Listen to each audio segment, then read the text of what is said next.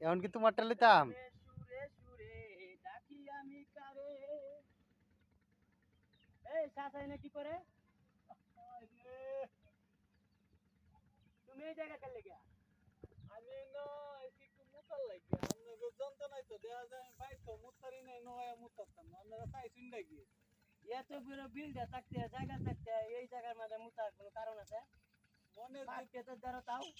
মনের দুঃখে বন হয়েছে একটু শান্তিতে মুতাম আপনারা হেনো হয় হুলচুল কেন আরে আমি চাইছি মেলা দিন পরে এই যে গ্রামটা একটু পরিদর্শন করা লাগিয়া।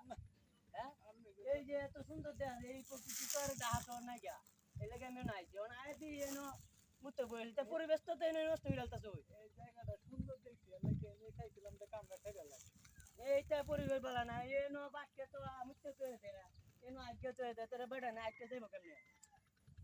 এটা কি বালা লক্ষণ? না আপনাদের লাগিয়া এই যে এত সুন্দর দেখা যায় এই যে বিলটা, বিলের মধ্যে কেউ যদি মুতে তো দেয় আগে তো দেয়, এই বিলের পানি বালা থাকবো?